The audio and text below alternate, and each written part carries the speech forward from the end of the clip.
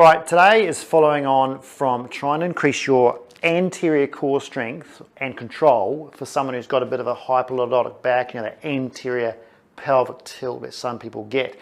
So what I'm going to work on is how to progress from like a knee float through to a tabletop through to a dead bug. Now, a lot of people are doing dead bugs straight off the bat, but if you're someone who's a bit sort of curvy in the lower back and you've got this sort of protruding abdomen and a bit of an anterior tilt, then this one's for you, because if you can start right back at the basics and get your control and your form right, then the dead bug at the end is actually going to work for you.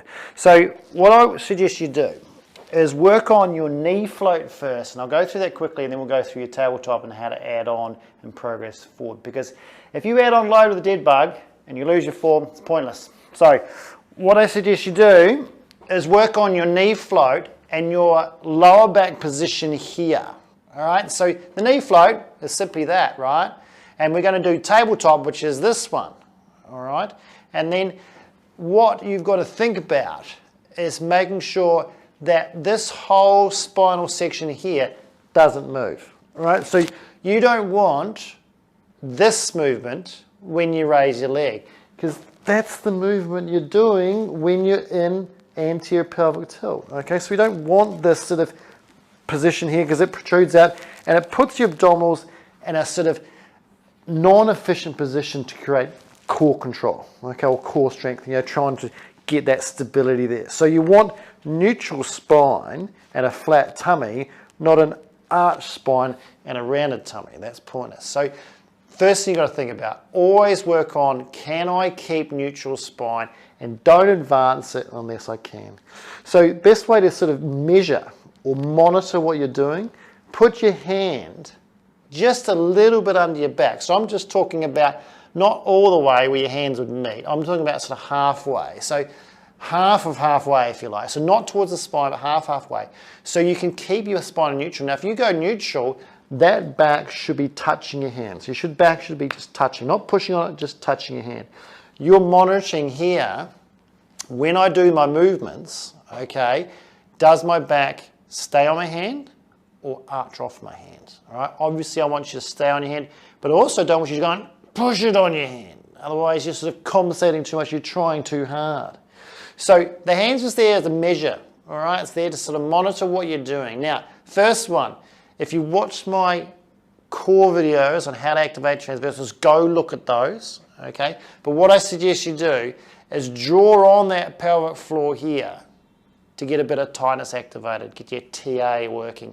Then you brace down a bit, trying to keep your ribs sort of down towards your pubic bone and your ASIS, so the front of your pelvis. So you don't want your ribs flaring out like that. So you've got to try and draw those down so then you brace through here, just at a low level. So it's sort of flat, taut like a sort of tight trampoline, braced and pulled down through here. All right, but you should still be able to breathe. If you're going like this and you can't breathe, okay, it means that you're trying too hard, all right? So best thing to do, pelvic floor on, and then just draw down a bit. Now, once you've got that, that's got to stay on. This is the key about all these exercises right through to the dead bug, is that's got to stay on through here, okay? And you've got to breathe. So if you can't work that out, like I said, go see my breathing videos if you like. Hold that on, and then you're going to keep one leg on the ground, float one leg up, all right? You should be able to maintain that, all right? Keep your breathing normal. Pressure shouldn't change on your hand. Now, here's the trick. I have to raise my left leg to get into a dead bug position. So once I've got this position, I need to then go draw on a little bit more, no holding the breath, float the other leg off. Now, you notice this didn't change, okay? So this is what would happen if I did this wrong. If I did this wrong, I'd bring one leg up, and then the other leg would go and launch me that way. Okay, so that's, if you see that happening, if you see in the mirror that your back does that, you go into an anterior tilt or lordosis position, and the pressure comes off your hand, you know you've lost your control. All right, so up into here, make sure that's no loss of control of the spine. Now, even just holding it there is going to be hard. So what I suggest you do is work on trying to tap down and then come back up. So you're constantly holding this position here And this is actually going to give you a bit of hip flexor strength. Remember, people who are got anterior tilt or hyperlordotic back are going to have weak hip flexors. So working on this tabletop position is a really good idea to build up some isometric endurance in those hip flexors as well, just by holding my knees in this position. So keeping that on here, dropping one down, tapping the floor, bringing back up, learning how to just not move that spine.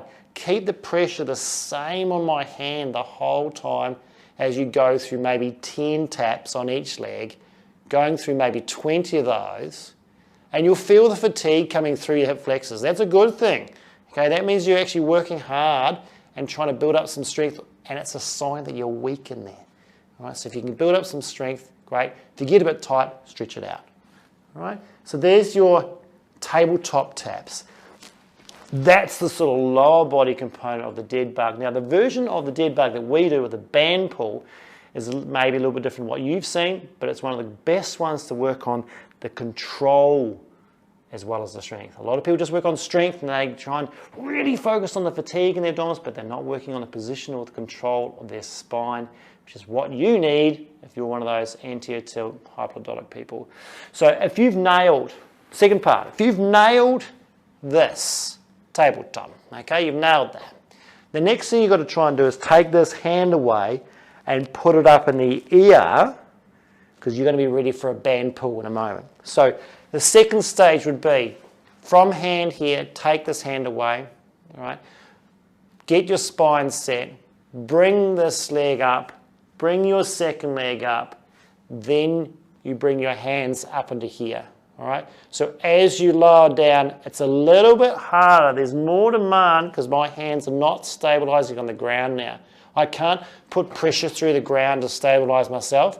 I have to use my tummy, I have to use my core, and it's a little bit harder with the control. Now this is just prepping you up, ready for some load through your hands.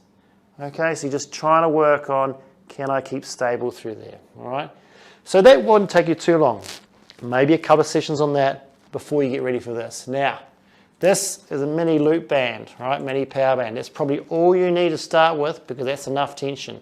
All you need to do is work out how far away from the fixed object you are to increase the load, okay? So what I suggest you do is come down a little bit, and this band will be wide with your hands as well. The load here is going to really challenge your strength and your ability to get endurance and keep the control in your lower back, all right? So before you pull on this, set your tabletop up first in your lower body, part of your body, then you add on the load here.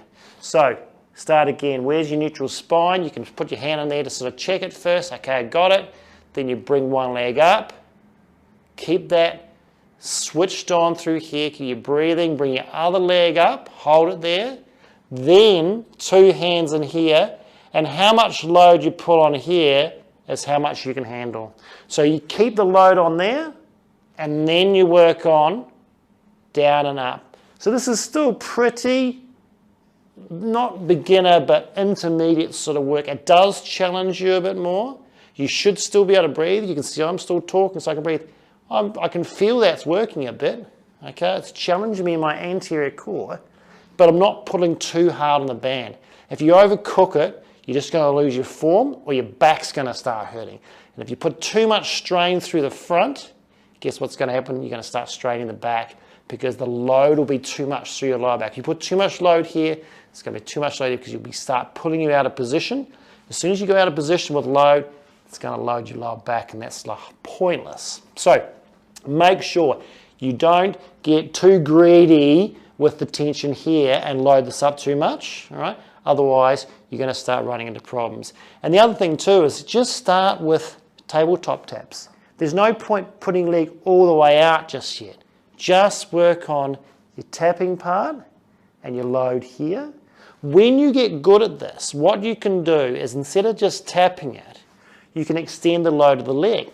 So you can hold that flat and then work out how far down. Then you'll start getting a shake like that and bring it back, all right? So one leg out, one leg up, and back. Then you're getting some serious lower abdominal work as well as the upper abdominal work. And you can see I can shake with that because it brings on the load through abdominals. Now it's okay to start fatigue and get some shake there as long, like I said, don't lose the form, don't feel the load in your back, and work on endurance, okay? So people say, how many sets and reps? Well, work on endurance until fatigue, and fatigue without losing control. That's how long you do it for, okay? Now, if you find that you just keep going and going and going, you need to maybe advance the band strength or go into that leg lowering. So there's your dead buck. I know that's a long one, but it's really important that you try and work on those progressions and tick the box on each of those ones rather than just launching straight into something that's fancy pants or it's really, really difficult to try and get the abdominal strength and the look here. You're after control, you're after postural endurance, okay, and you're after great positions, then you build the strength around it. See how that goes. See you next time.